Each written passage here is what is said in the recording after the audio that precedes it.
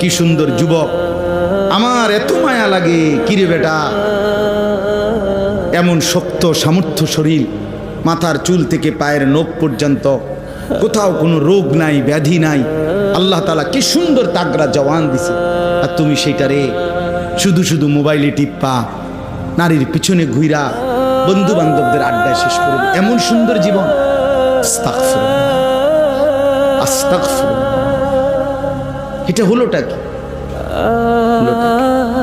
হায়, অচিরেই যুবক বুঝবা।